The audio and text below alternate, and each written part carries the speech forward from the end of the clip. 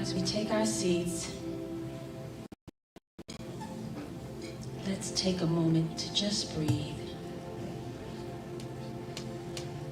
Just breathe in deeply, breathe out slowly, and let's just take this time as we enter into meditation together. We are grateful for this gift of stillness, for this gift of peace. So let's release the demands of the day at this moment. The pressing thoughts in our mind and our worries, just let them drift away. So as we continue to breathe, we let this breath ease us into a feeling of calm, a feeling of peace and tranquility. Turning away from the world and focusing inward, we hold this thought. Like rivers flowing from one source, we are all connected. Like rivers flowing from a different path, we all wind up at the same place. Arising from one divine source, we are separate, but we are joined together. With every heartbeat, with every breath, we realize our dreams and desires, they're the same. Good for ourselves, good for our loved ones, and for a better world, we want good for all. So as we are blessed, we bless others. As we receive good, we give good out to the world.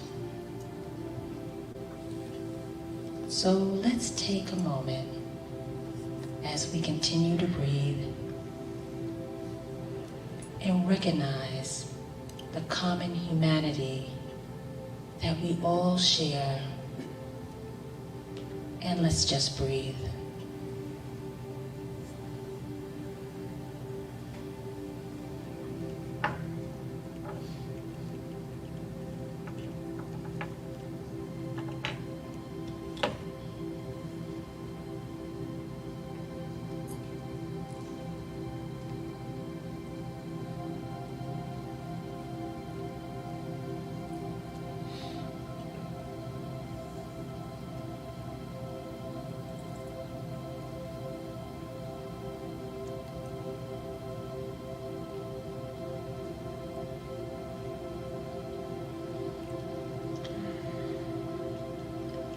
As we come back into the sanctuary, let's take a breath.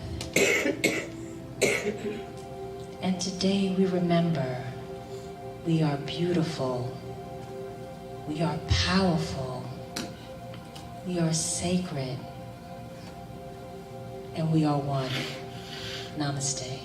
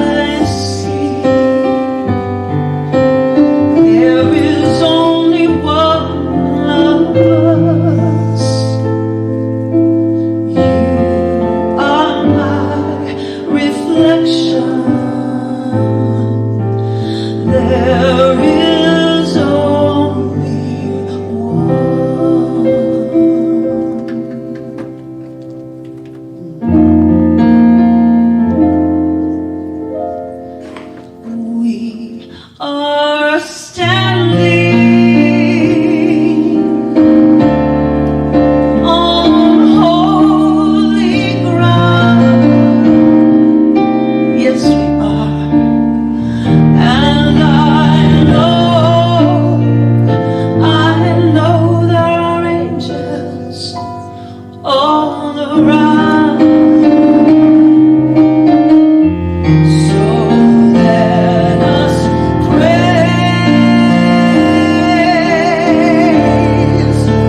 praise God now, praise God anyhow,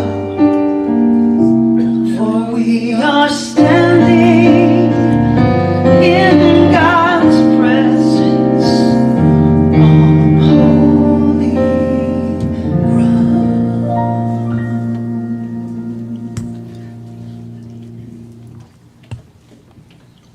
As I go into our opening prayer, allow my words to be your words. I invite you to close or lower your eyes. Take a nice deep breath.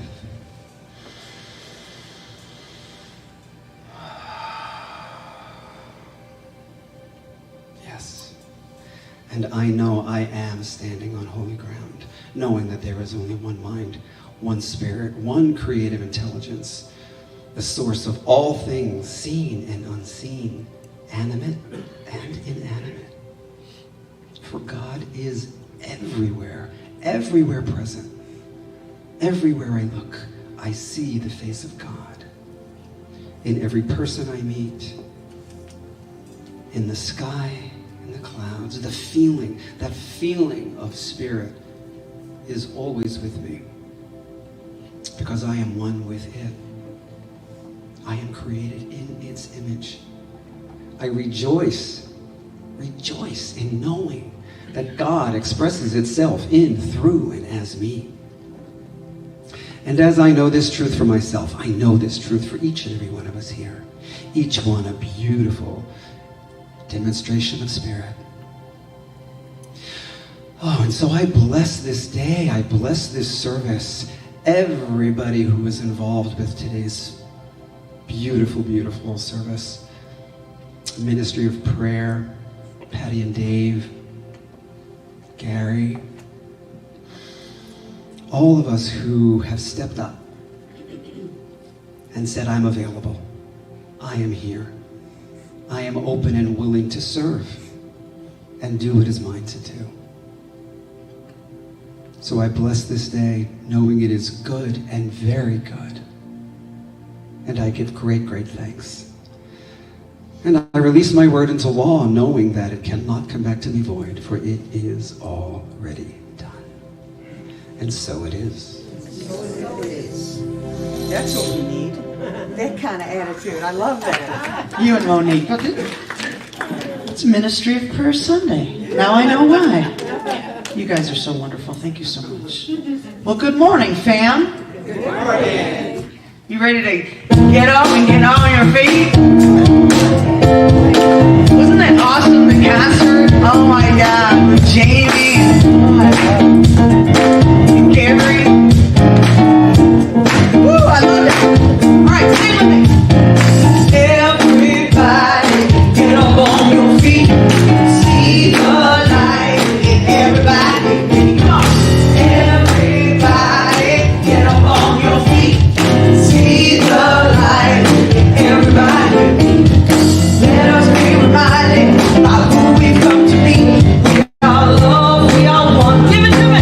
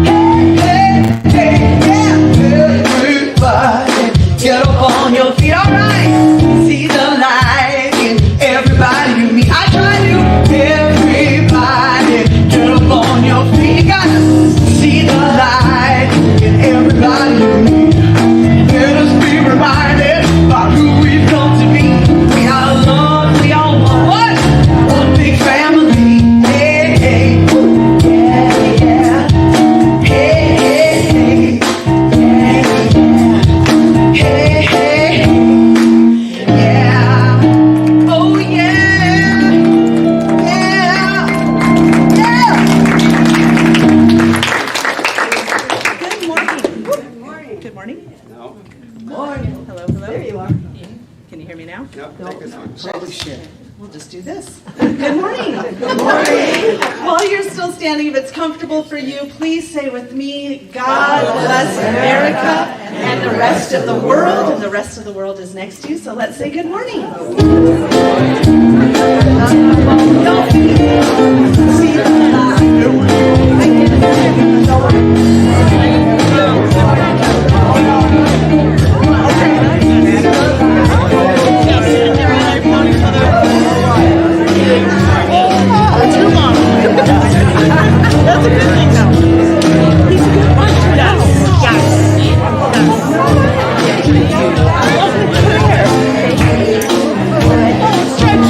Good to meet you.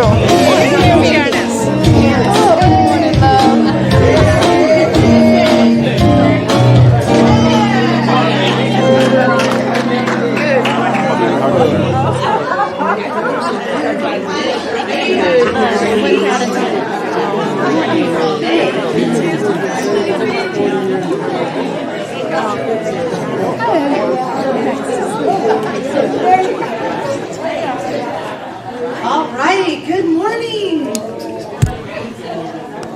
For those who I haven't had a chance to meet, I'm Lauren Ballardini, one of the many practitioners at Las Vegas Center for Spiritual Living. And our ministers, Reverend Stacy and Reverend Cheryl, are in Lake Havasu assisting with their service and workshops. And who was here last weekend for New Thought in the Desert? Was that just the most amazing weekend ever? I just want to give another shout out to everyone that was any part of making that beautiful weekend happen. And so grateful for our newly installed ministers, Reverend Cynthia, Reverend Sandy, Reverend Franny. We're so blessed. I am just so grateful. So I want to invite anyone that's here for the first time to raise their hand so we can welcome you. Good morning, good morning. How did you hear about us? I came from the Reno area, and I attended occasionally in Reno. Wonderful. So did Reverend Franny. Did y'all get okay? What's your name? Joanna. Joanna, good to meet you. Welcome. We have a gift for you. And then we have a guest book in the Grand Hall if you wouldn't mind sending it. Okay, excellent. Good morning. How did you hear about us? Oh, Google's our great friend. That's how I found it. Yay, Google. What's your name, sir? Jay. Good to meet you. Yes, that's how I found it too. Thank you, Google. Anyone else? Here's another one.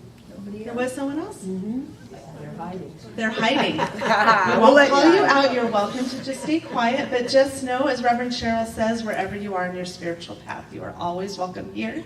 You are in for a great treat. We have practitioner Gary speaking, Reverend Sandy speaking, practitioner Gary singing. I mean, you're getting it all. So, anyways, welcome and thank you.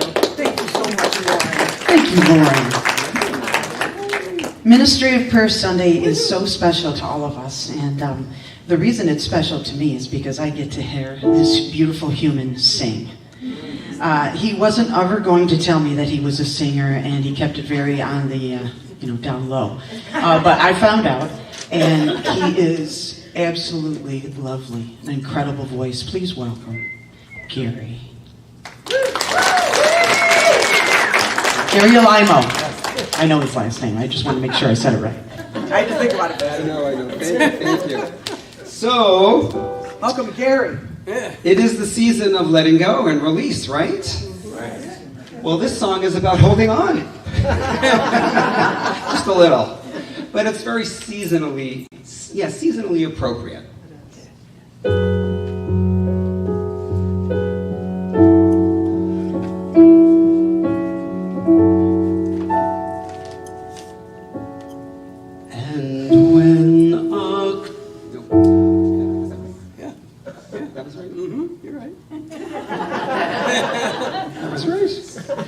And when October goes,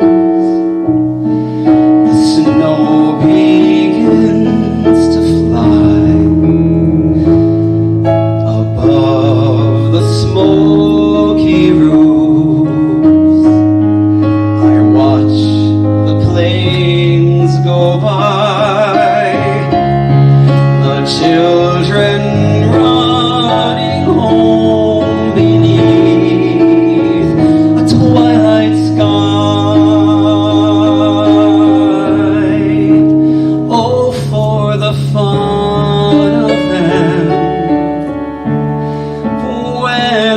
was one of them. And when October goes, the same old dream appears, and you are in my arms to share the happy years. I turn my head away to hide those helpless tears. Oh, how I hate to see October go.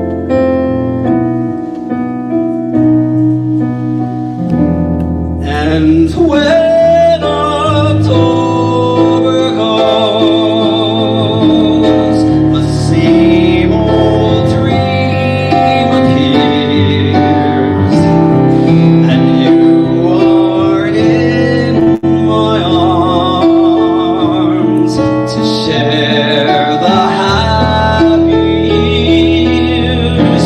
I turn my head away to hide those helpless tears. Oh, how I hate to see October go.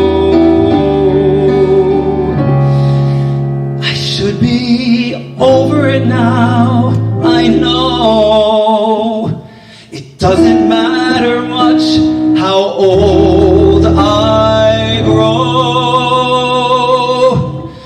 I hate to see October go.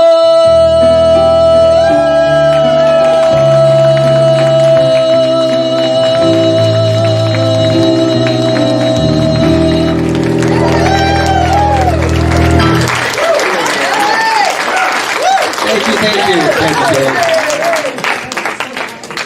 Thank you. Now I'm going to speak.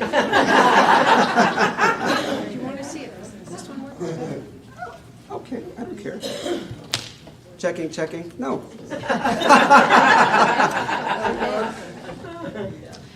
All right, so October goes, November goes, December goes. Yeah? And the seasons keep changing. We can learn a great deal by observing nature's constant change.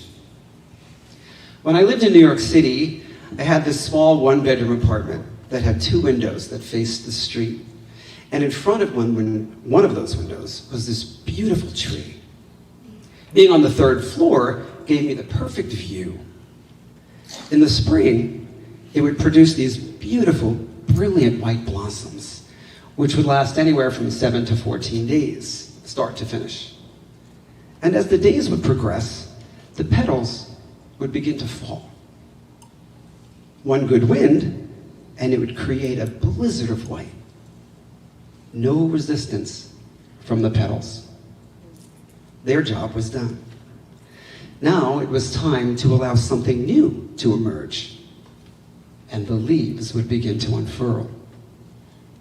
The leaves also go through their own transition. First, they start out as this beautiful light spring green. And then as summer progresses, they turn into a deeper hue of green. And then autumn arrives. And the tree gives us a beautiful display of colors, reds, yellows, golds. It's truly breathtaking. Then slowly, one by one, the leaves begin to fall. Some fall gently, others are blown off by the wind. But there's always that one leaf that holds on for dear life. Sound familiar? That's me sometimes when I'm in resistance and don't want to let go of changes happening around me. No, I like my 1970s TV with rabbit ears. Don't make me learn about computers. AI what? It can be exhausting, and it is sometimes. But if we look to the trees, most of those leaves fall gracefully. We could learn a lot from this tree, knowing there's a season for everything. And when it's time to let go, to do so gracefully. We know this in our hearts. We know this in our minds. And yet, I'll speak for myself, sometimes I just tend to resist. Just like that one leaf holding on with all its might. We talk about letting go of what no longer serves us. We hear that a lot. But do we take it to heart? Do we really, really think about it? Or do we say, like I do sometimes, yeah, I'll get to it at some point. Or do we think that we've let go of everything we need to let go of because I've taken all those classes? Remember, there is power in surrendering, making room for new things to emerge. That's powerful and empowering. And each of us does this in our own lives. As each of us does this in our own lives, it gives permission for others to move into the strength of their own authenticity. A few months ago, I had to drive from Orlando to Las Vegas by myself. Wasn't looking forward to that.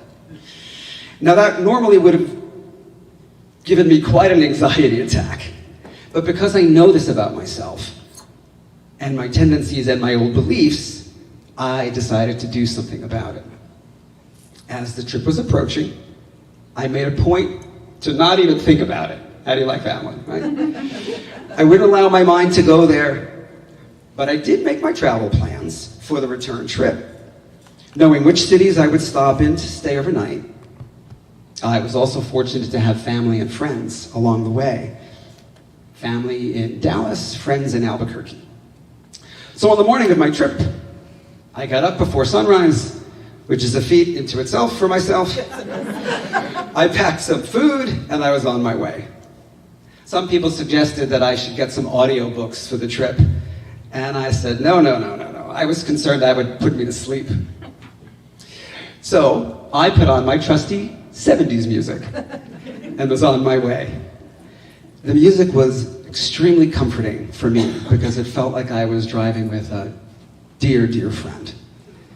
And mentally, I broke the trip down into 2-hour segments because I could wrap my mind around 2 hours, not the 15 hours it was going to take me to drive to Dallas. There was about 1 hour where I encountered heavy winds and pouring rain. I have to admit, I was scared. And I was white-knuckling the steering wheel the whole time, but I had that music on. I was mouthing the lyrics, which allowed me to focus on the road. Just like this, for an hour. But I got through it. The music kept me calm. And once I drove through that storm, it was smooth sailing from there on in. I have to say, I was proud of myself for accomplishing this and doing it in spite of the fear that it had triggered in me. Prentice Hempel says in their book, What It Takes to Heal, become bigger than the fear. She didn't tell me not to be afraid or try to assure me that there was nothing to fear. Instead, she was telling me to make room for my fear. Facing our fears is courageous and powerful. It is powerful because each time we accomplish something, it makes us more and more confident, which is empowering. And when people witness this, it gives them permission to be powerful as well. It's a ripple effect. Yeah? Now, where does this power come from? It comes from within.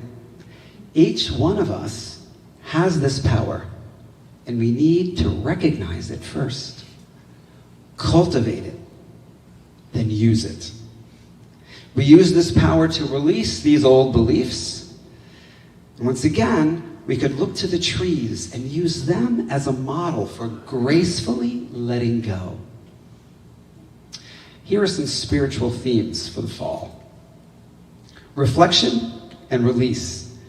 Like the trees shedding their leaves, fall invites us to reflect on our lives and release anything that hinders our growth. Inner strength and resilience.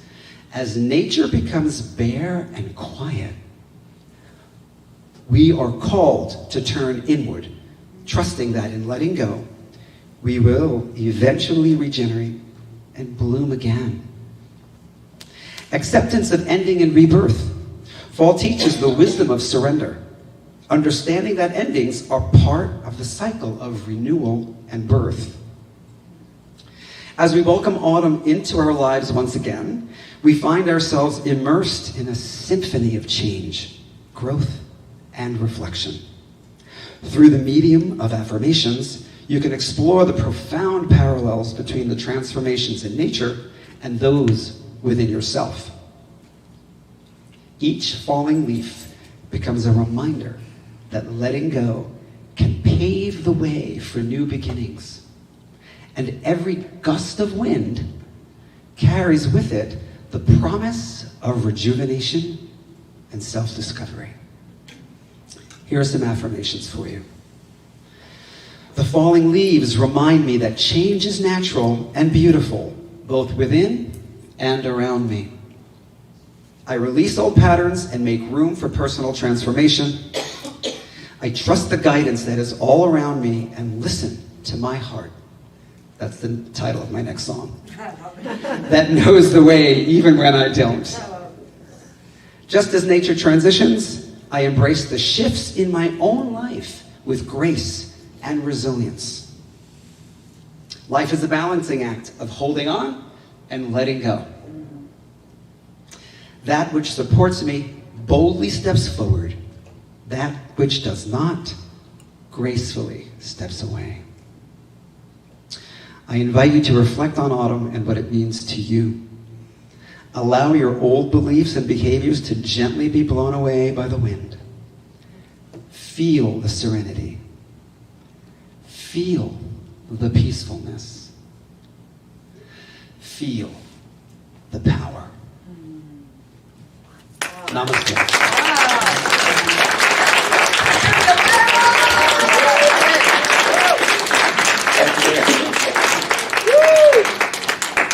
Should I come up and introduce you, or? I'll do the introductions. So our next speaker is Reverend Sandy. Welcome, welcome.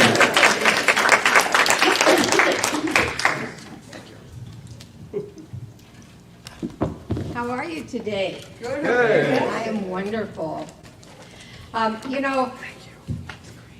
My name is Reverend Sandy, and my pronouns are she and her. When I think of the power to create a better world, I think of Las Vegas Center for Spiritual Living.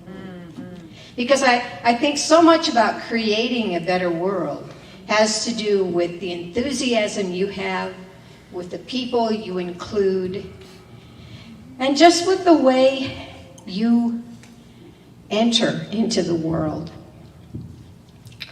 So you're creative, but still, you have to think about, am I creating something for good? Or am I creating something that's not so good? A Native American boy was speaking with his grandfather, and he asks him what he thought of the world and the problems around him. The grandfather replied, "It is as if two wolves were fighting inside my mind. One wolf wants peace, kindness, joy, and goodwill, while the other is filled with hatred and jealousy and thoughts of war. The young boy asks, "Grandfather, which one wins?" And he replies, The one you feed. "The one I feed." What you put your attention on comes about. The power to create a better world. Where does it start? I believe it starts with God, and my connection of God allows me to start that power inside of me. So, begin with a positive attitude and create self-talk about yourself that reaps a spiritual harvest. Be honest with yourself. If you aren't honest with yourself, problems tend to build up. Speak for yourself, and you can make incredible choices for yourself. Now, just for a moment, think of your computer. And what happens to your computer if you never upgrade the information, if you never say, okay, I'm in Windows 10, I'm going to go to Windows 11? You could eventually crash. And that's really kind of an analogy of people. Because before I found religious science especially, I found that other people were downloading an awful lot onto me. And then I discovered science of mind. And what I discovered was that nobody could put anything on me unless I accepted it. And that made me change my thinking just a little bit. So, I really relate to that, and I relate to it in a couple of ways. Like I said before, too many people were downloading things onto me, and I realized the fact they could only do it if I gave them my permission. So anything you want to change starts within us. And I believe it continues on with something outside of us, something that we'd like to do to perhaps create a positive change. Now, there are an awful lot of things that our center does. We are involved in many different children's programs. We have a food closet out here that helps people that might be suffering a little bit of hunger. But there are so many more things that we could do, and there are so many more things that this church actually does. But the important thing to remember is that we have the power to create. Parents create children. Many of those children create children. So we have the power to do so many things. J.K. Rowling, when she was writing her book and the Harry Potter series, she was homeless when she started out. She would sit in coffee shops and she started writing out her book on the paper napkins that the coffee shop provided. Beethoven, Michelangelo, all of them say that once their work was created, they didn't really remember how they created it. It was divinely inspired. Beethoven was deaf. He felt the vibrations. But there was a power that was greater than he was that he could use. Mother Teresa, a wonderful person, she said she would never join a group that was anti-war. But she would be first in line to go to a demonstration that was for peace. I want to share with you just a few lines out of her poem that she wrote. What you spend years building, someone could destroy overnight. Build anyway. If you find serenity and happiness, they may be jealous. Be happy anyway. The good you do today, people will forget tomorrow. Do good anyway. Give the world the best you have, and it may never be enough. Give the world the best you've got anyway. You see, in the final world and the final analysis, it is between you and your God. It was never between you and them anyway. So now I was talking a little bit about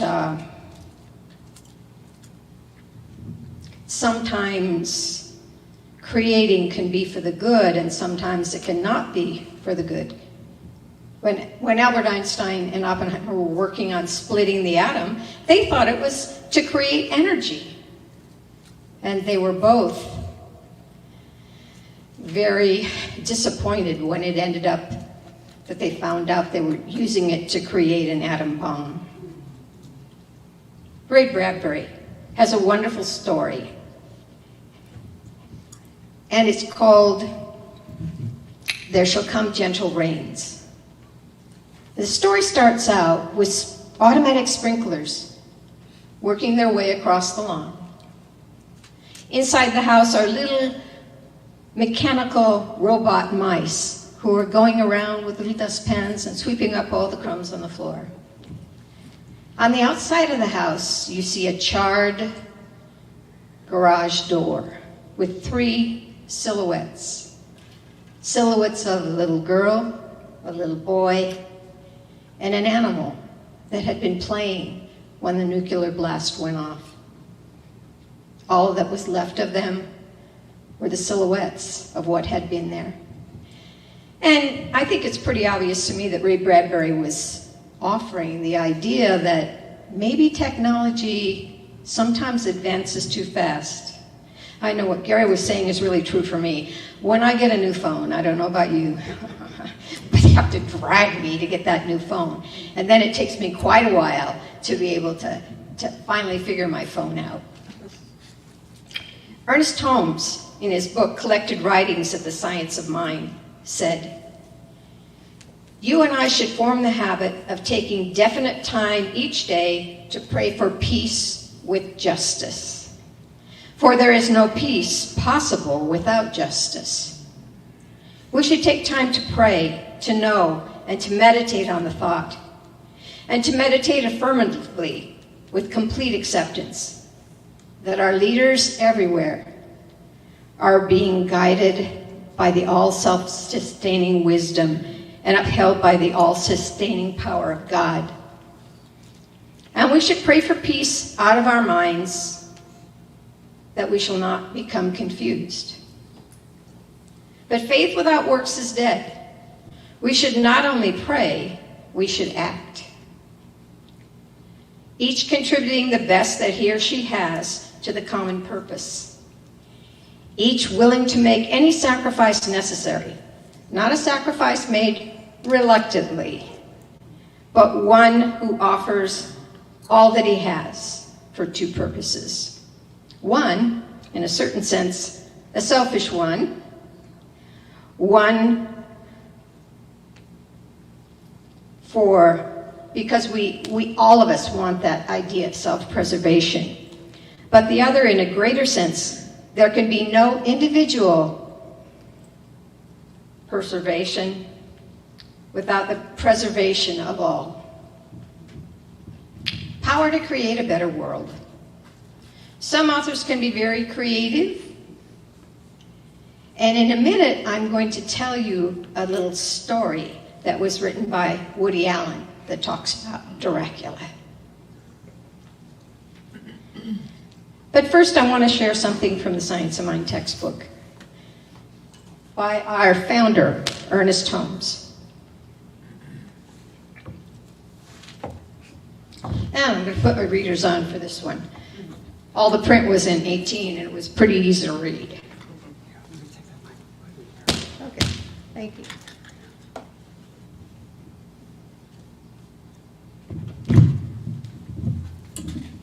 Okay. Since we're thinking beings and cannot stop thinking, and since creative mind receives our thought and cannot stop creating. It must always be creating something for us. What it will make depends wholly on what we are thinking, and what we shall attract will depend upon that which our thoughts dwell. Thought can attract to us what we first mentally embody, that which has become a part of our mental makeup, a part of our inner understanding. Every person is surrounded by a thought atmosphere. This mental atmosphere is direct. It's a direct result of his consciousness and unconscious thought, which in turn becomes the direct reason for and the cause of that which comes into his life. Through this power, we are either attracting or repelling. Like attracts like, and it is so true that we may become attracted to something which is greater than our previous experience by first embodying the atmosphere of our desire. And so when we're talking about the power to create, we're talking about the idea that what we think about comes about. And if we want to have something that is joyful in our life, we have to begin by being joyful. If we want love in our life, we have to begin by becoming loving. I like to say becoming loved, lovable, and loving. And so, as I said before, some writers are very creative. And I also believe that we are meant to create joy and happiness. And Woody Allen did this in his short story, Dracula. Somewhere in Transylvania, Dracula lies sleeping, waiting for the exact moment of the sunfall. Suddenly he realizes it is there. He opens his coffin and he steps out. He has on his black cape and his Inverness tails. And he thinks about the dinner party he's been invited to this night. And he thinks to himself, the baker and his wife, succulent, available, and unsuspecting. He transforms into the form of a bat and flies pell-mell to the baker's house. He knocks on the door. The baker's wife opens it up. Oh, why, Count Dracula! How nice that you could join us, but, we weren't expecting you till this evening. This evening? Yes, or did you come by and watch the eclipse with us? Eclipse! Uh-oh, I think I made a big error. Quickly, pull down the window shades. There are none, right? Got a closet in this joint? He sees what looks like a closet door and runs over, steps inside, shuts the door behind him. The baker's wife says, Dracula, can we get you anything to drink? No. I'm fine. Just go about your business and come back to me when it's dinner time. Well, a few hours go by, and there's another knock on the door, and it's the other set of dinner guests, the mayor and his wife. The baker's wife says, oh, so glad to have you. Come inside. And the mayor says, I think we must be a little early. We're the first guests to arrive.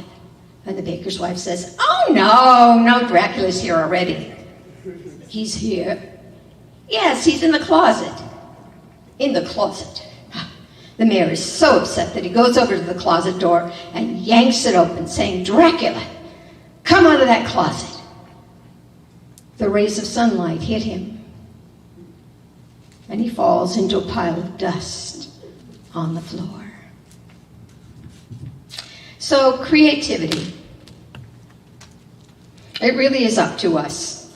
And it's up to us to decide that we want to make a positive choice. Creativity starts with God. We create our own experience, and we may create a better world by using it. As Ernest says, clear thinking, affirmative prayer followed by acts of service,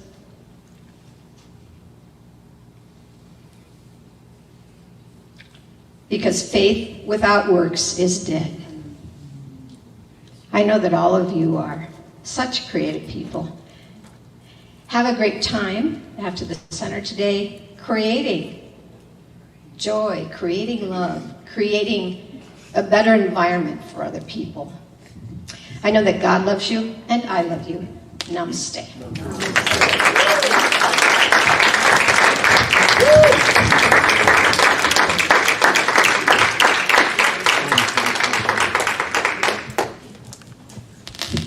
I'm back.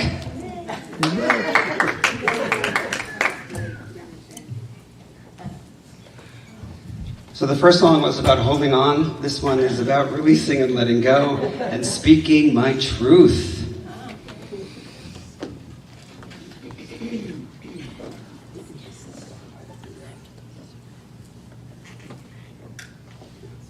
Sure.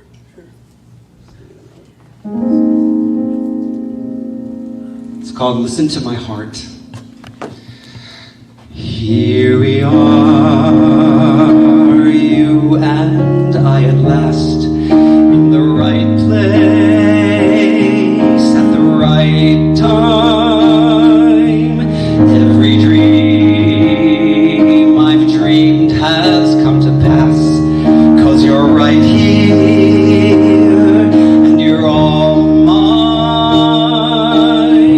I can't believe the years of holding back are through, and I can finally share what's in my heart with you.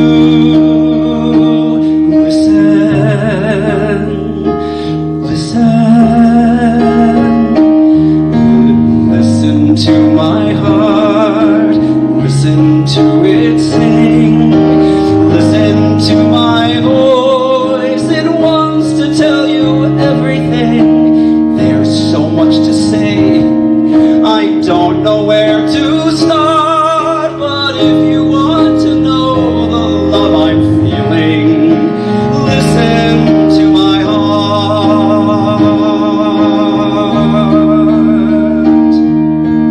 All my life I've been on a road, going one way toward one dream. The road would wind and down it I would go, always searching, never finding. But even in my darkest hour I always knew that someday, somehow, the road would lead to you. And words can't express how my heart's filled with happiness. Listen to it, listen to my heart, listen to it sing, listen to my voice, it wants to tell you everything. Listen to my song, listen to it soar. I've waited all my life for this one moment, I'm not waiting anymore. Listen to my heart as it cries for all the years that it was lonely. Listen to my heart as it sighs to know that now, after so long, I can finally sing my song. And you're here and you're listening, you're listening.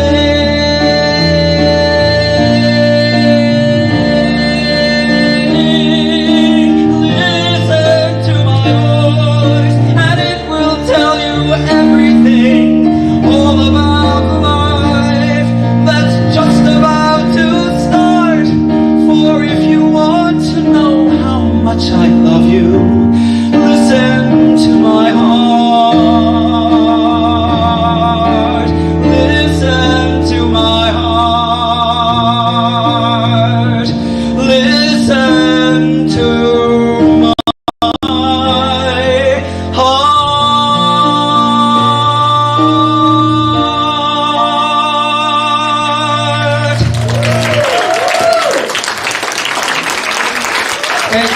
you. Thank you. Thank you, Gary. Wow, what a morning, huh? And as the ushers come forward, let's get quiet for just a moment and join me in saying our offertory prayer. From the love of pure spirit within me, I bless this gift. I send it forth to heal, bless, and prosper. It is evidence of my faith and belief. It does good work in the world and returns to me multiplied abundantly. And so what I know to be true in this moment is that I am a spiritual being, navigating the spiritual universe governed by spiritual laws. And one such law is the law of circulation. This is the law that says give and receive and give. And it circulates this idea of forever giving and forever receiving. And so it is my prayer this morning that each person sitting in this sanctuary this morning understands that generosity is part of that circulation.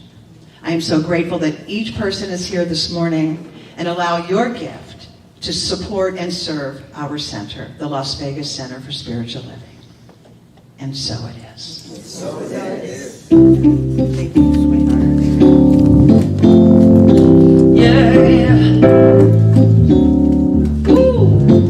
Sing with me. I do believe I will receive.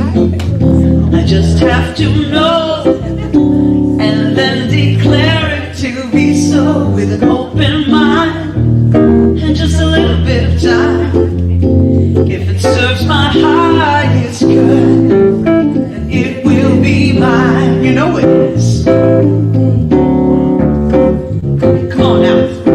I do believe that I will receive. I just have to know and then declare it to be so with an open mind and just a little bit of time. If it serves my highest good, then it is mine. Come on. Anything I want, it is mine. Woo! Perfect health, it is mine. Joy and peace, it is mine. Love, love, love, love, it is mine. If it serves my highest good, yes, then it is mine.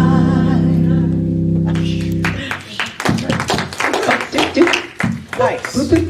Oh, good. Okay. Well, I've got sad news and happy news because it's daylight savings time this next weekend, so that means it's going to get dark, but we get an extra hour of sleep. That's right. So it's twofold. Don't forget. Practitioner Jamie Jetty's wonderful Reflection Cafe meets every Monday morning at 10 a.m. So join right here. There is no charge for this, and it's just a wonderful time to have conversation and connection and reflection. The Healing's Word Book Club's very last time will be this coming Wednesday at 4 p.m. And they're reading What It Takes to Heal, How Transforming Ourselves Can Change the World. And so if you haven't already gotten in on that, you got one more chance. Okay.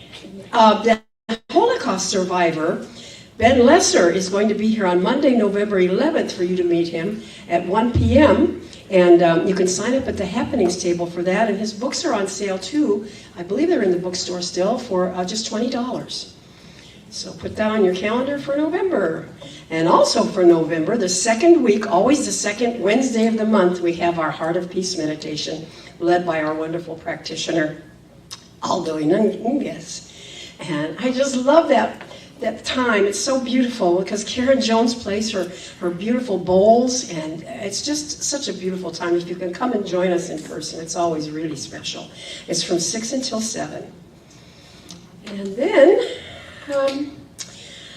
our beloved Clemens Kutz celebration of life will be held on Saturday, November 9th at 3 p.m. right here, and it will be a potluck. So bring a dish to share, and there's a sign-up sheet out in the hallway so that we can see who's going to be bringing what for that. And so thank you in advance for that.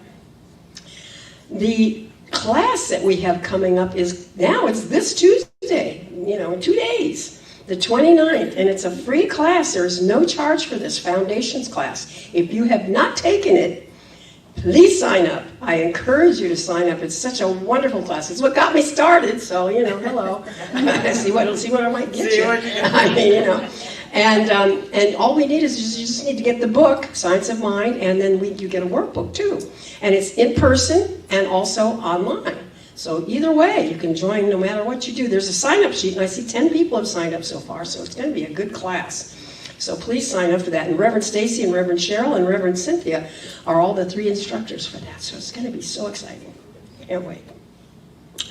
Our love supply and pantry for those, as Reverend Sandy said, for anybody that needs to know somebody that's food insecure, please let them know we have food. And if you're shopping, when you're shopping, just pick up a few extra items that are non-perishable so we can keep that going.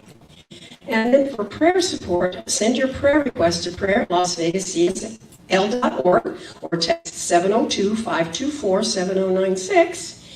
And I think that's, besides the bookstore is open today with all the goodies, jewelry and books and so forth. And then just follow us on Facebook and Instagram and subscribe to our YouTube channel. And of course, visit our website and check out the happenings table. There's lots of things to sign up. There's volunteers. There's a sheet there to sign up. I had a new volunteer sign up today, so we've got another one. Woo-hoo. Thank you, Janice. And anybody else that wants to volunteer that hasn't done so, we're ready for you. And let's just have a fabulous rest of the day, everybody. Thanks, Kitty. You too. Thank you, Kitty. I'd like to invite any visiting ministers, any visiting practitioners, and the Las Vegas Center for Spiritual Living Practitioners to please circle the room. And as we do this, I will offer our benediction. And so what I know to be true in this moment, there is only one power, one presence, one intelligence. This power, presence, and intelligence is forever expanding, and it is infinite. This power, presence, and intelligence is who I am at my deepest level, for I am that which God is. For as God is, the world is. There is only one source of creation, and it is the creator of all life.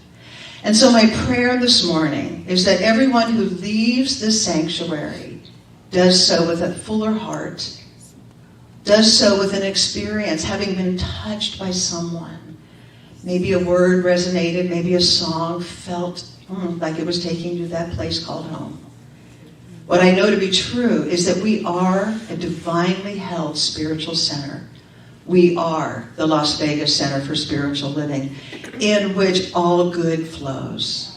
What I know to be true is that everyone who enters these doors does so with a full heart. What I know to be true is that there is this and indivisible activity spoken freely, wholeheartedly, and it is the language of spirit. And so I simply know that this and so much more has transpired this morning, and it is my prayer that each person this morning takes that out into the world.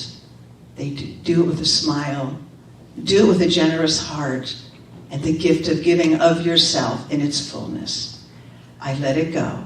I let it be. And together we say, and so it is. Let's stand and sing the peace song. Here we go. Yes, there is peace on earth, and now it begins with me. Yes, there is peace on earth, a peace that was meant to be. With God as our power, loved ones all are we. Now we walk with each other in perfect harmony. Yes, peace begins with me. Let this be the moment now. With every breath I take, let this be my joyous vow. To take each moment and live each moment with peace eternal.